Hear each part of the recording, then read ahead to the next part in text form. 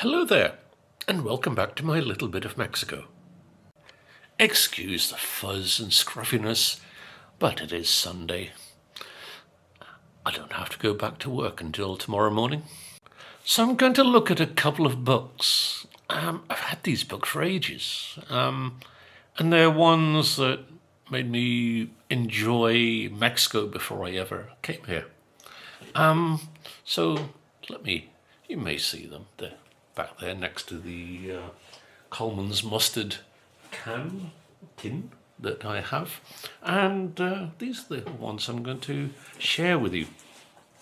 I don't know if you can still get these books, but I like them.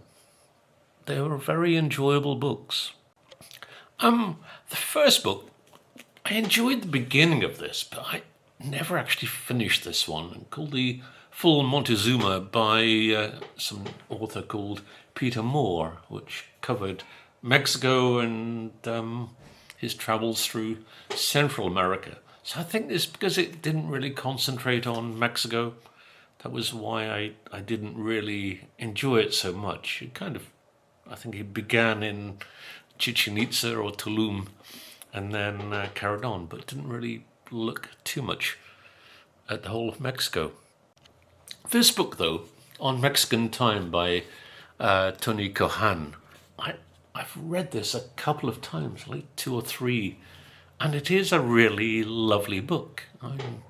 The whole design makes you immerse yourself in Mexico, and it's about moving to San Miguel de Allende, which kind of is like many Americans have done. They moved to San Miguel de Allende. I almost got the name of the town wrong. And I don't know, at the time of reading, I thought, yeah, very nice, but now I think it's maybe indicative of digital nomads coming to, or going to San Miguel and changing the place. But I really enjoyed this book. This was a great one. It's about when he arrives in 1985, and he talks of all the things that happen, in many ways rather like the book that I've written called Mexican Notes, with tales of those things that happen to you when you live in a new land. I'll do a little review of my book, Mexican Notes, and I'll let you know once I've kind of modified some little bits. My reviewers kind of said I should change some little bits, and I'll tell you all about that book once I've finished it and release it, or it escapes, onto Amazon, and I'll keep you updated on that.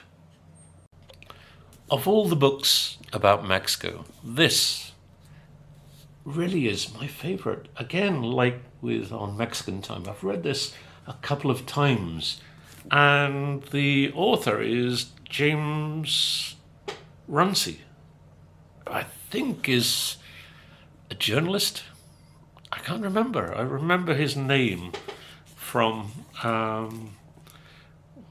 what does it say? Oh, he's a filmmaker, and he's involved with BBC Arts and classical music.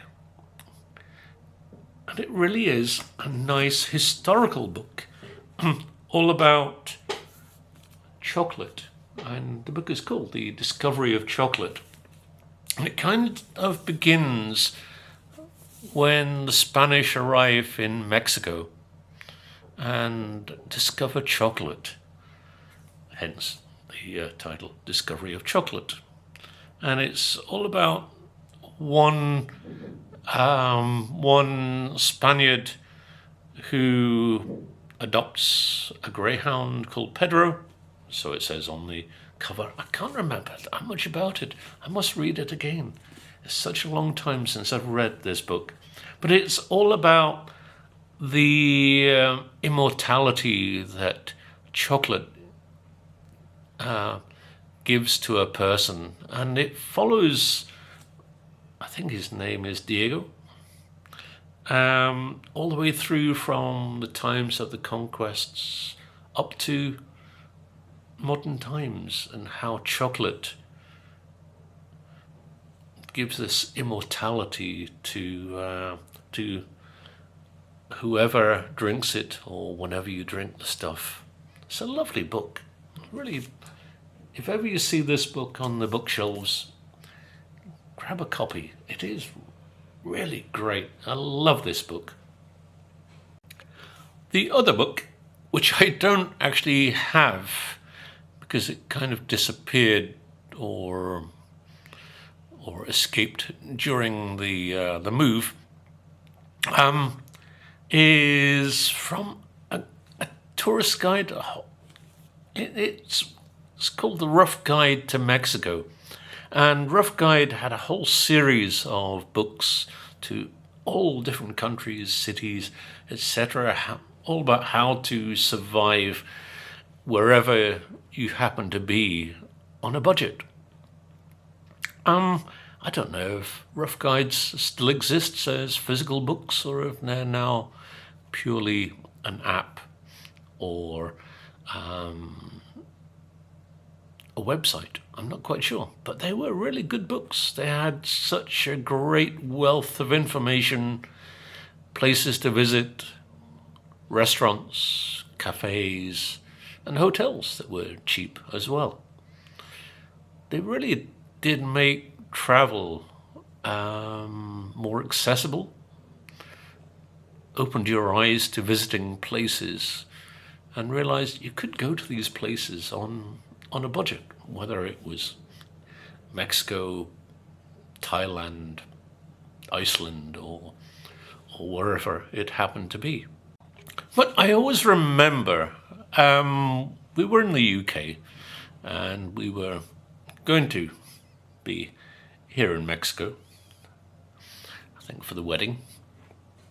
And we thought, let's go to Zacatecas. It's the honeymoon. So we looked through the book, found Zacatecas and the phone number of a hotel, which seemed quite a great place. So we phoned them from the UK. And the guy answered, yes, we've seen your hotel in a book and would like to book a room. The response was, yes, we have lots of cells. So we thought, oh, this must be a kind of monastery that they've converted to a hotel. So we thought, okay. Do you have any reservations? No. When do you want to come? We have lots of rooms, lots of cells available if you want to come. So, that's strange. What's he on about cells for? And to cut a long story short, the number in the rough guides was not a hotel.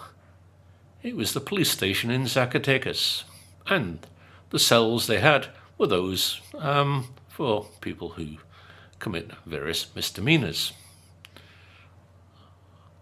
The policeman was having us on. He was just stringing us along.